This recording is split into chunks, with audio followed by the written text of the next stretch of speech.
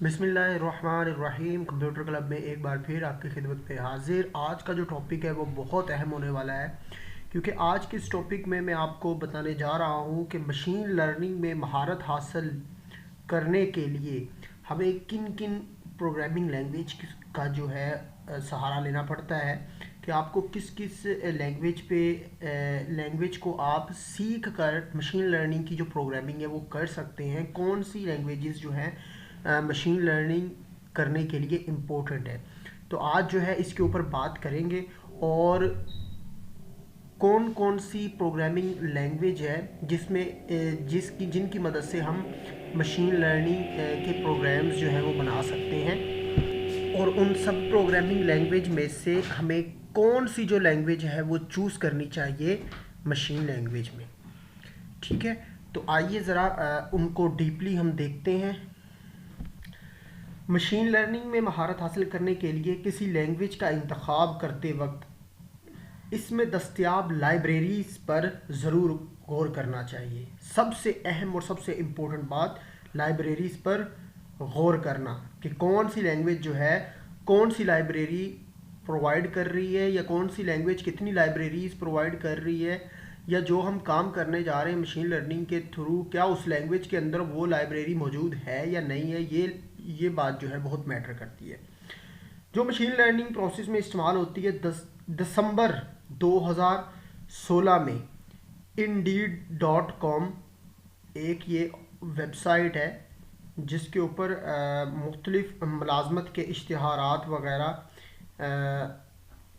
या कोई भी ऑनलाइन काम जो है वो इस वेबसाइट के थ्रू, जिस तरह अब फीवर देख लें, अब वर्क देख लें, उसी तरह की ये वेबसाइट है।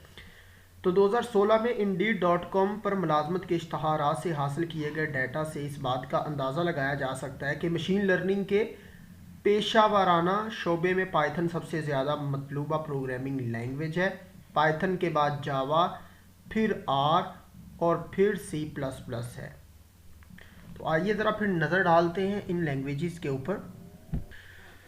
तो पाइथन की मकबूलियत इस लैंग्वेज के लिए हाल ही में दस्तयाब डीप लर्निंग फ्रेमवर्क्स की बढ़ती हुई डेवलपमेंट की वजह से हो सकती है, जिनमें पाई पाईटॉर्च, टेंसरफ्लो और कीराज शामिल हैं। ये जो है इसके अंदर शामिल है। दोस्तों, पाइथन जो है ये एक ऐसी लैंग्वेज है जिसका सिंटैक्स पढ़ने के काबिल है और इसे स्क्रिप्टिंग लैंग्वेज के तौर पर इस्तेमाल किया जा सकता है। पाइथन डाटा की प्रोसेसिंग और बराह रास्त डाटा के साथ काम करने के लिए मुअस्सर और बेलॉग साबित हुई है। ओके, तो साइकिट लर्न ये पाइथन की लाइब्रेरी है। सॉरी, ये जो है ये पाइथन की लाइब्रेरी है। मशीन लर्निंग लाइब्रेरीज कई मौजूदा पाइथन पैकेजेस के ऊपर तैयार की गई है, जिससे पाइथन डेवलपर्स पहले से ही वाकिफ़ हैं, जिसमें ये नमपाई, साइपाई और मैट प्लॉट लाइब्रेरी वगैरह शामिल है। दूसरे नंबर पे आ जाती है जावा लैंग्वेज। जावा एंटरप्राइज प्रोग्रामिंग में वसी पैमाने पर इस्तेमाल की जाती है। इसे आमतौर पर front end desktop application developer इस्तेमाल करते हैं, जो एंटरप्राइज की सतह पर मशीन लर्निंग पर भी काम करते हैं। आमतौर पर वो लोग जो प्रोग्रामिंग में नए होते हैं और मशीन लर्निंग के बारे में जानना चाहते हैं, इनके लिए ये लैंग्वेज पहली चॉइस नहीं है, लेकिन जावा डेवलपमेंट का पस मंज़र रखने वाले मशीन लर्निंग के लिए इसके नफाज को पसंद करते हैं। संतों में मशीन लर्निंग एप्लीकेशंस के मामले में जावा को नेटवर्क की हिफाजत के लिए पाइथन से ज़्यादा इस्तेमाल किया जाता है, जिसमें साइबर हमले और फ्रॉड का पता लगाना शामिल है। तो दोस्तों, जावा के लिए दस्तयाब मशीन लर्निंग लाइब्रेरीज में डीप लर्निंग फॉर जे शामिल है। ओके, ये लाइब्रेरी है डीप लर्निंग फॉर जावा। जो एक ओपन सोर्स और डिस्ट्रीब्यूटेड डीप लर्निंग लाइब्रेरी है जिसे जावा और स्काला दोनों के लिए लिखा गया है। जावा और स्काला इन दोनों के लिए लिखा गया है। मैलेट, ये आपको एक और नज़र आ रही है यहाँ पे, मैलेट, जिसका एब्रीविएशन है machine learning for language E tool kit, को मशीन लर्निंग एप्लीकेशन के लिए इस्तेमाल किया जाता है जिसमें natural language processing, topic modelling, दस्तावेज की दर्जाबंदी और क्लस्टरिंग शामिल है। और वैका जो मशीन लर्निंग एल्गोरिदम का मजमूआ है जिसे डेटा माइनिंग के कामों को सरअंजाम देने के लिए इस्तेमाल किया जाता है। इसके बाद आ जाती है आर लैंग्वेज। आर एक ओपन सोर्स प्रोग्रामिंग ज़ुबान है जो बुनियादी तौर पर स्टैटिस्टिक्स कंप्यूटिंग के लिए इस्तेमाल की जाती है। हालिया बरसों के दौरान इसकी मकबूलियत में इजाफा हुआ है और इल्मी दुनिया में बहुत से लोग इसे पसंद करते हैं। आर को आमतौर पर सनती पैदावारी माहौल में इस्तेमाल नहीं किया जा सकता और ना इस्तेमाल किया जाता है, लेकिन डेटा साइंस में दिलचस्पी बढ़ने की वजह से इसकी अब जो है इंडस्ट्रियल एप्लीकेशंस में इजाफा हुआ है। आर के मकबूल मशीन लर्निंग पैकेजेस में caret classification and regression training, ये आप देख सकते हैं, कैरेट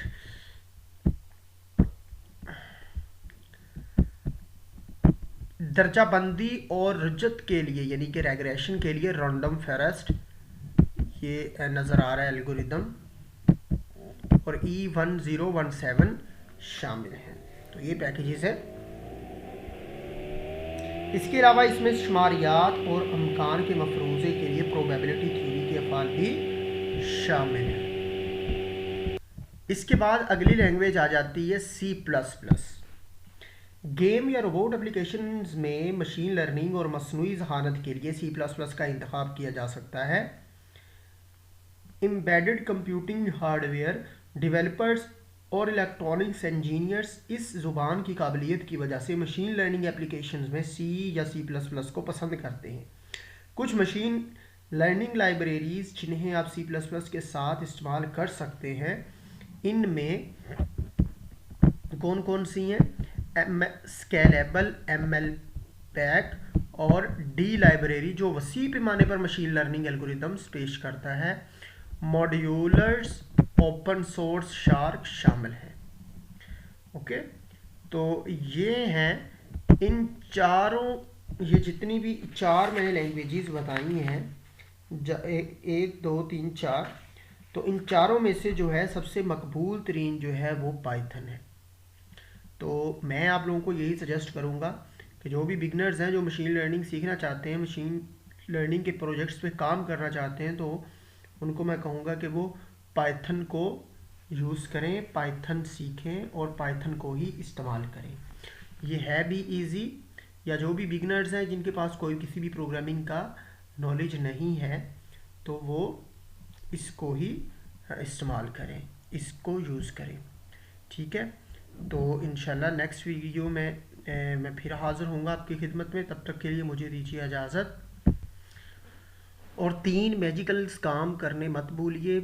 चैनल को सब्सक्राइब कर लीजिए ताकि नोटिफिकेशन आप तक पहुंच सके बर वक्त, और इसके अलावा जो है वीडियो को लाइक कर दें और अपने दूसरे फ्रेंड्स के साथ भी ये शेयर करें।